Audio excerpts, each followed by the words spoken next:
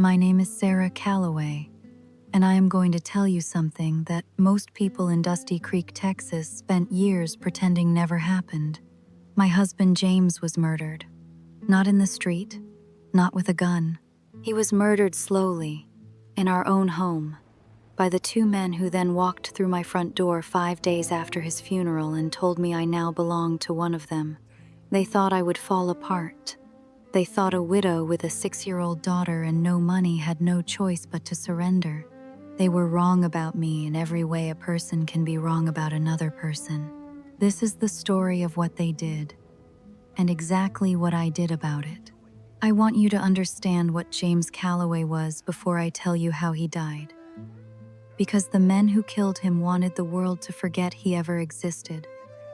And I will not let that happen. James was not born into money or name. His real father, Robert Calloway, was a decent rancher who worked Texas soil his entire life and died of a heart ailment when James was just 19 years old. Robert left James everything. He had a modest house and 500 acres of land on the edge of Dusty Creek County. 500 acres does not sound like much until you understand what James did with it. He fenced every corner himself. He expanded the cattle herd from 12 animals to over 90. He dug 2 wells by hand in the summer heat. He planted a windbreak of cottonwood trees on the north side, so the winter wind would not strip the topsoil. He bled for that land.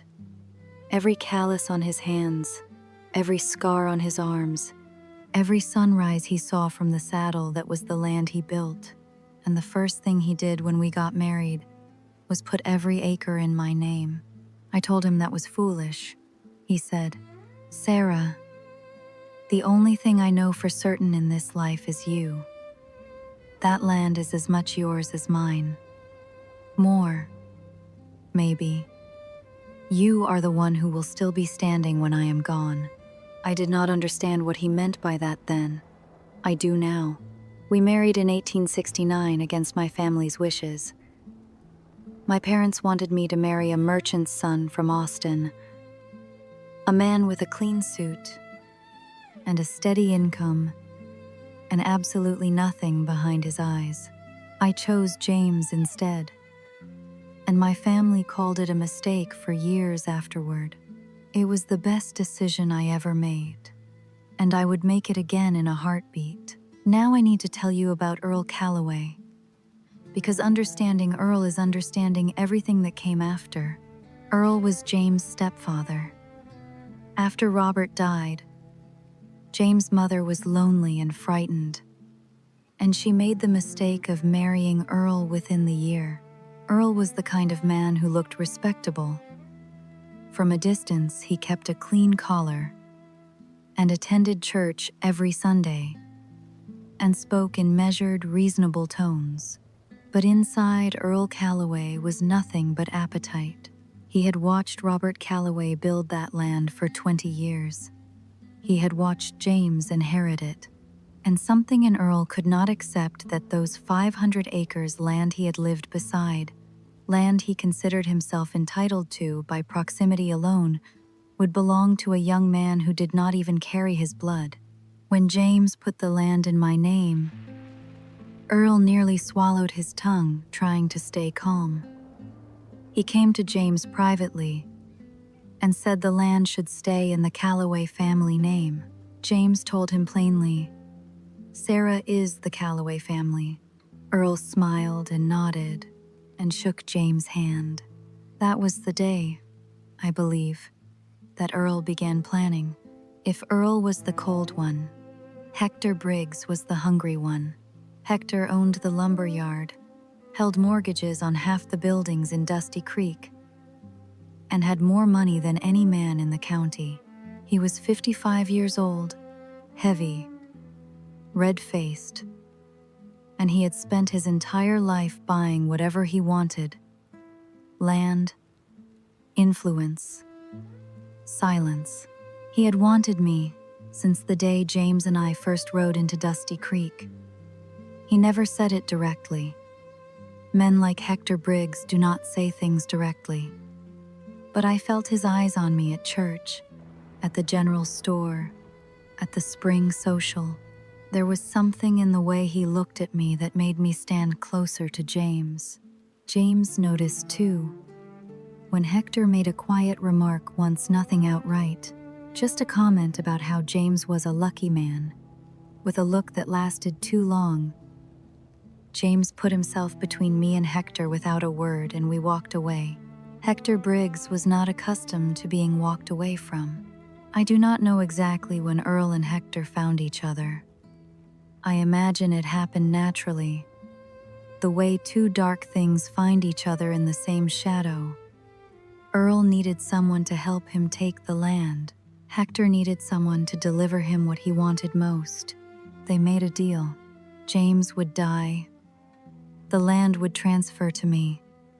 Then they would manufacture a debt and force me broken, alone, with a child to feed into Hector's arms. Once I married Hector, the land became his, and Earl would receive his share for his part in it. That was the plan. Clean, simple, monstrous, and for a while, it almost worked. The milk arrived at our door every morning. Young Billy Greer delivered it, a 19-year-old boy from the edge of town, quiet and shy, and trying to earn enough to help his mother. Hector Briggs had approached Billy 2 weeks before James fell ill. He gave Billy a small brown glass bottle and told him it was medication, that James had a condition and the doctor wanted it added to his morning milk. Billy was 19.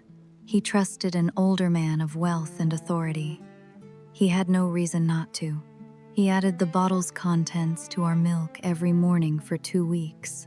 It was arsenic, small doses, slow and deliberate, designed to look like fever, like illness, like the kind of sickness that takes a strong man down gradually, so nobody asks too many questions. James started feeling unwell on a Tuesday. By the following week, he was in bed. By the week after that, he was gone.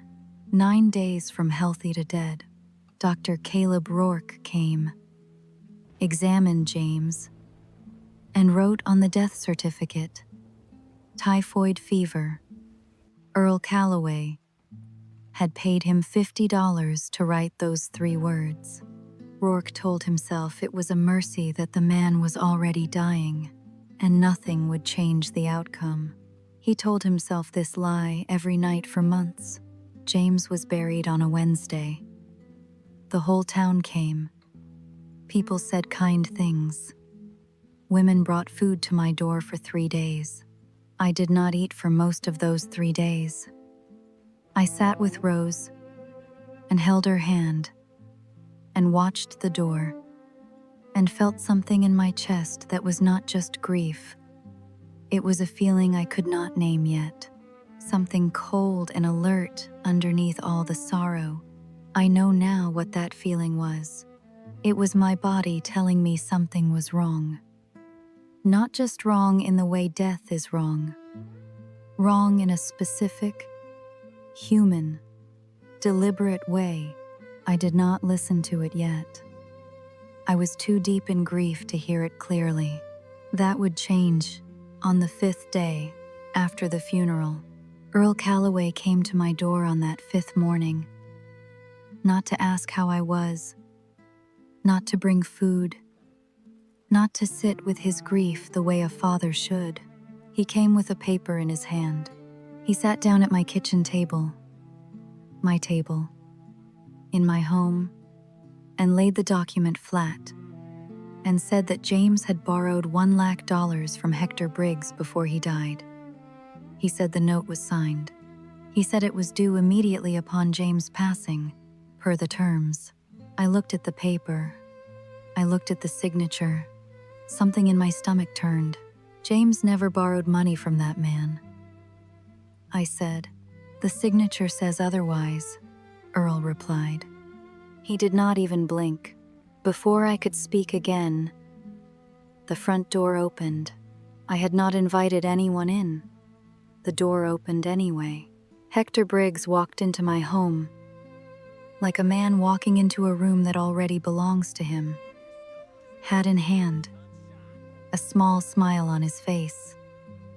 He looked at me the way he had always looked at me, like I was something he had been patient about for a long time and was finally collecting. Earl folded his hands and said it plainly, without shame, without hesitation, in front of my 6-year-old daughter who was sitting on the floor 10 feet away. Take her instead of his debt. She has the land in her name. She marries Hector. The debt disappears. The land transfers. And everyone moves forward. That is the Christian thing to do, Sarah. I stood up slowly. I looked at both of them. I asked them to leave. They left.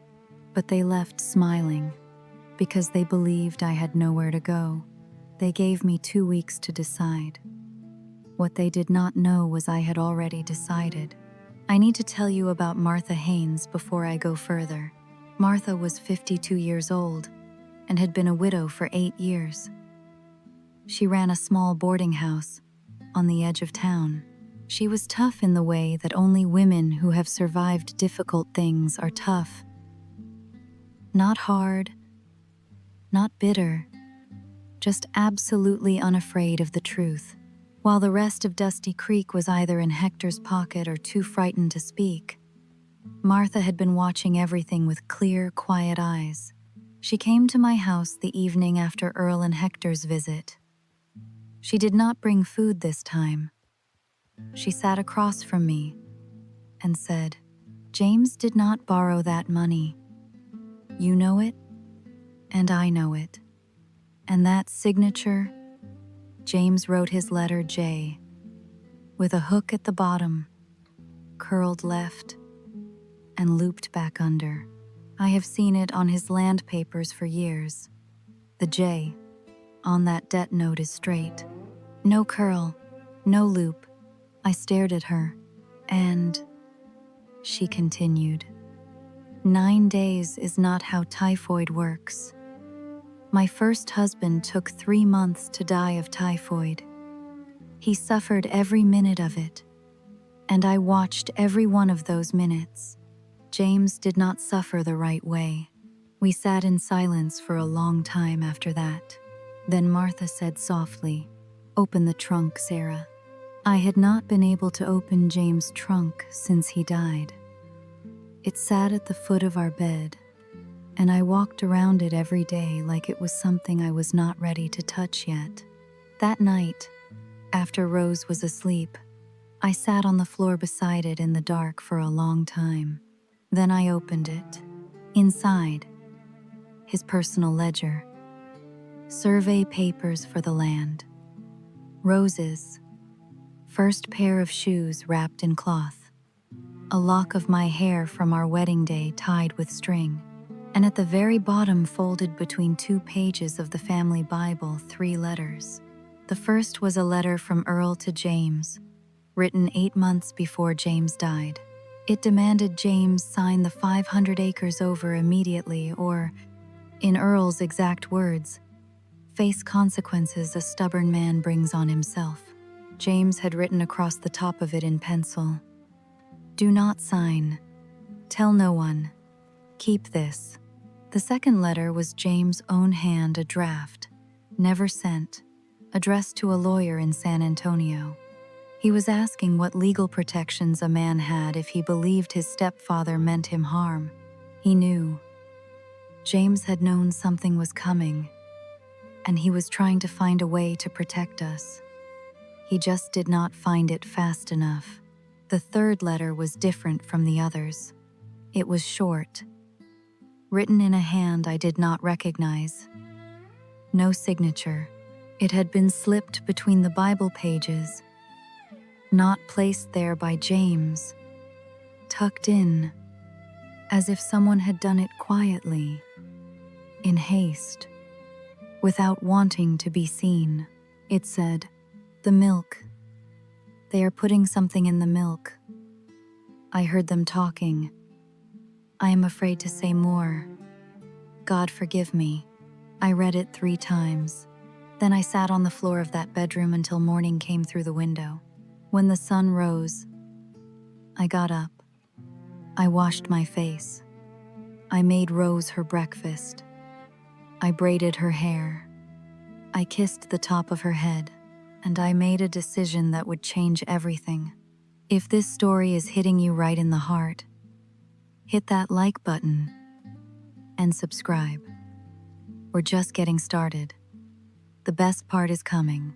The morning after I read those letters, I did something that required more strength than anything I had ever done in my life. I smiled. I put on my good dress. I pinned my hair. I held Rose's hand. And I walked into Dusty Creek like a woman slowly, reluctantly coming to terms with her situation. I nodded to people on the street. I sat in my usual pew at Sunday service, when Reverend Thomas Ward, a man I had already begun to suspect was in Hector's pocket, delivered a sermon about the stubbornness of a grieving heart that refuses the grace of provision. I bowed my head and said nothing. I let them believe I was breaking. Martha understood immediately what I was doing. She pulled me aside one morning and whispered, "You are playing possum." I squeezed her hand once and said nothing. That was all she needed. A woman who looks defeated stops being watched carefully. And I needed to move without being watched. I need to tell you about Deputy Cole Marsh. Cole was 38 years old. He had lost his own wife 5 years before to complications in childbirth, and had been carrying that loss quietly ever since, the way good men carry grief without showing it to anyone who might use it against them. He was the only law in Dusty Creek who had never accepted a single thing from Hector Briggs. No free lumber for his office. No extended credit at the general store. No favors. Nothing. In a town where Hector owned nearly everyone, that particular kind of independence was almost invisible, but I had noticed it over 2 years of watching carefully. I chose Cole Marsh not because he was the law. I chose him because he was the only man in Dusty Creek who Hector Briggs had not yet found a way to own. I went to his office on a Tuesday morning. Not Friday when the county sheriff was in town. Not Sunday when the whole town would see me and report back to Earl. Tuesday, early, when the street was empty. I set the 3 letters on his desk without any dramatic speech. I let the evidence talk first. I watched his eyes as he read. When his jaw tightened on the 3rd letter, the milk note, I knew I had chosen correctly. He looked up and said, "Who else has seen these?" "Martha Haynes." "No one else," I said. He was quiet. Then, "Go back to Martha's house. Take Rose. Do not go home alone. Do not speak to Earl. Do not speak to Briggs. Do not speak to the Reverend. Give me 3 days." 3 days, I repeated. He looked at me steadily. "My husband is dead, Deputy. I am past waiting on men to figure things out." Cole held my gaze. "I know it. That is why I am asking for 3 days, not 3 weeks. I stood up, nodded once, and walked out. While Cole worked his side of things, I worked mine. Agnes had been Hector Briggs' housekeeper for 11 years. I had always treated Agnes with genuine kindness, said good morning to her on the street, asked about her sister in Houston, remembered her name when others did not. It costs nothing to be decent to people, and sometimes in ways you cannot predict, it comes back to you. I visited Agnes one afternoon with a pie. I did not ask her directly about anything. I just sat at her kitchen table and talked about James, about how I missed him, about how strange it was that he fell sick so suddenly. I mentioned, very quietly, that the milk delivery that month had seemed irregular. Agnes was still for a moment. Then, slowly, carefully, like a woman measuring every single word, Mr. Briggs had a visitor. 2 months before Mr. Calloway took ill. A man from the city. They were in the study a long time. I brought coffee in once, and they stopped talking. After the man left, Mr. Briggs had a small box. Brown paper. He kept it in his desk drawer. Not the safe. That was unusual. He usually keeps everything in the safe. Life, life, life, life, I asked, very quietly. Is that drawer locked, Agnes? She looked at me for a long time. Not always, she said. I passed this to Cole through Martha that same evening. Cole rode 2 towns over to a circuit judge, not the local judge, who played cards with Hector on Fridays, and obtained a search warrant. When they searched Hector's desk, they found an empty brown glass bottle with white residue at the bottom. The state examiner confirmed it without hesitation. Arsenic compound. The bottle that killed my husband had been sitting in Hector Briggs' desk drawer for months, waiting to be found by someone brave enough to look. If you are just joining us, welcome. You are watching the story of a woman named Sarah Calloway, 1874 Texas. She just found the evidence that proves her husband was murdered, and she is not done yet. Subscribe so you do not miss how this ends. Cole found Billy Greer at the diner on a Thursday morning. He did not go in as a lawman making an arrest. He sat down across from Billy, ordered 2 coffees, and said nothing for a full minute. He let the silence do its work. Billy was 20 years old and had not slept properly since James Calloway died. His hands had a tremor when he picked up his coffee cup. Cole said quietly, "Billy, you delivered milk to the Calloway house." "Yes, sir." "Every morning?" "Yes, sir." "Somebody gave you something to put in that milk." Cole paused. "I am not here to hang you, son, but a good man is dead, and his wife and his little girl are being pushed out of their home. Who gave it to you?" Billy Greer's hands were shaking so badly that coffee spilled onto the table. Then he said, "Mr. Briggs. He gave me a small bottle, said it was medicine, said Mr. Calloway had a condition, and the doctor wanted it in his morning milk. I thought I was helping.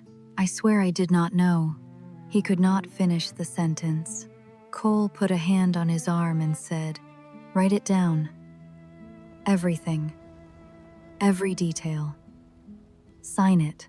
Billy Greer wrote 4 pages. Martha Haynes had known Dr. Rourke's wife for 15 years. She visited one afternoon with a pie. Martha and her pies were doing a great deal of work in this story, and over 2 hours of conversation, she learned that Rourke had not slept properly since the funeral, that he drank alone in his examination room at night, that he woke from nightmares. Martha sent Cole a short note. "The doctor knows. He is ready. Go soon." Cole visited Rourke that evening. He set Billy Greer's signed statement on the desk and folded his hands and waited. Dr. Caleb Rourke broke in under 4 minutes. He confessed that Earl Calloway had paid him $50 to sign the death certificate as typhoid. He had not administered the poison himself. He had simply looked away and written the lie, and told himself it was too late to matter. He signed a full confession. His hand was shaking so badly that Cole had to help him hold the pen steady. 8 days after I walked into Cole's office, a man arrived on the afternoon stage from Austin. His name was Howard Price. a state document examiner, quiet and precise, the kind of man who speaks in complete sentences and never uses more words than necessary. He laid the $1 lakh debt note under a magnifying lens for 11 minutes. Then he looked up and said, "This signature is a forgery. The ink is inconsistent with the paper's age. The document was written recently and artificially aged. Whoever did this knew what they were doing, but not quite well enough." I was sitting across the room when he said those words. I did not cry. I had used up my tears 3 weeks before. I just felt the last piece settle into place. My 2 weeks were almost up. I still had to manage Earl and Hector while everything came together. So I did something cold and necessary. I sent word to Earl that I was coming around to the arrangement. I told him I needed 1 more week to speak with Rose, that the child needed time to understand she would have a new father. I framed it as a mother's softness, a woman's weakness. Earl granted the extra week without hesitation. He told Hector I was nearly ready. Hector reportedly smiled for the first time in days. They celebrated early. Those 2 men. That was their last mistake. They thought they had won. They were 1 week away from losing everything they had ever owned. You are watching this to the end. I can feel it. Hit subscribe and ring that bell. The reckoning is coming in the next chapter, and you do not want to miss it. When Cole came to tell me the case was complete, the confession, the forged signature, Billy's statement, the arsenic bottle, all of it locked and certified, he asked how I wanted to proceed. He assumed I would want it done quietly, privately, minimizing the spectacle. I said, "Sunday morning, in front of everyone." Cole looked at me carefully. Earl Calloway sat at my kitchen table and said what he said in front of my daughter. I told him. Hector Briggs walked into my home without knocking like it already belonged to him. The Reverend stood at his pulpit and spoke against me. Every person in that town who stopped giving me credit, who turned their eyes away, who pretended they did not see what was happening. I want every single one of them standing there when those 2 men are taken away in chains. I paused. "That is what I want, Deputy." Cole was quiet for a moment. Then he said, "Sunday morning it is. I want to tell you what I wore that morning, because it matters. I wore my blue dress, the one I had worn on my wedding day, the one I had put on the morning James and I rode into Dusty Creek for the first time, full of hope and nothing else. I pinned my hair clean. I held Rose's hand, and we walked to that church together in the early morning light. I stood at the edge of the crowd, where both Earl and Hector would see me the moment they stepped through those doors. I did not hide. It was a clear October Sunday, the kind of morning where the sky goes so blue, it hurts to look at it. The congregation was inside. Reverend Ward was already at his pulpit. Earl was in his usual pew, 3rd row from the front. Hector was standing outside the church steps, tipping his hat to arriving families, playing the part of the respected gentleman. Cole walked up those church steps with the state marshal, Howard Price, and the full file of evidence. He stood at the top of the steps and called out loud, clear, unhurried, "Earl Calloway, Hector Briggs, step out here, please." The silence that followed was the loudest thing I had ever heard in my life. People stopped on the path. Women in their Sunday dresses turned. Old men with their hats in their hands stood completely still. Children felt the weight of something they could not name and pressed against their mother's skirts. Earl came through the church door first. He scanned the churchyard, and his eyes found me almost immediately. standing at the edge of the crowd, still, calm, in the blue dress, rose beside me. Something passed across his face that I had never seen there before. Not guilt. Men like Earl Calloway do not feel guilt the way ordinary people do. It was the look of a man who realizes, too late, that he had fundamentally misjudged who he was dealing with. Hector Briggs came down the steps more slowly. He looked at me once, just once, the way he had always looked at me, with that particular quality of ownership that had followed me since the day I arrived in this town. This time, I held his gaze. I looked at him steadily, and I did not look away until he was the one who dropped his eyes. The marshal read the charges aloud in that clear October morning light. Conspiracy to commit murder, fraud, forgery. Nobody spoke. Nobody moved. When the iron cuffs came out, I heard a woman somewhere in the crowd begin to cry softly. I heard an old man behind me take off his hat. I heard the sound of Dusty Creek, Texas understanding what it had allowed to happen inside its borders. I never said a word. I did not need to. Earl Calloway was convicted of conspiracy to commit murder and fraud. He died in a prison cell in Huntsville, Texas, 4 years later. He did not ask for forgiveness. He was not given the opportunity. Hector Briggs was convicted on the same charges, plus the procurement of poison with intent to kill. He tried to flee at the county line the night before his arrest and was caught by a marshal's deputy before he made 10 miles. He served 22 years. He died 3 months after his release, alone and completely forgotten by the town he had once controlled entirely. Dr. Caleb Rourke surrendered his medical license and left Dusty Creek within the month. Nobody stopped him from going. Nobody asked where he went. A man who signs his name to a lie deserves the particular kind of silence that followed him out of town.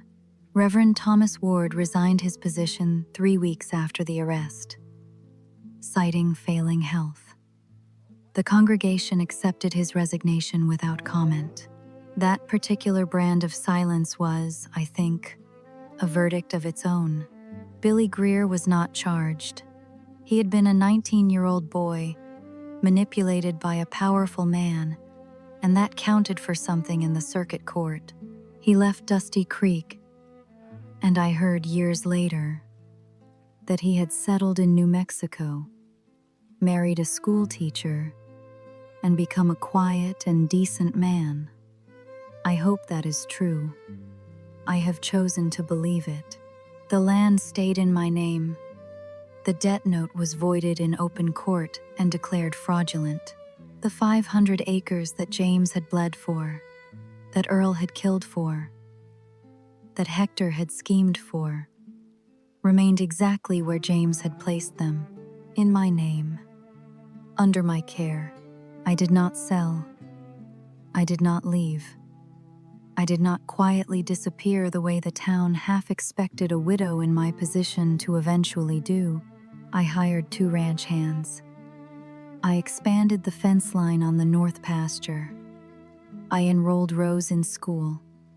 I rebuilt the cattle herd to over 110 animals by the following spring. I became, in time, one of the most respected landowners in Dusty Creek County.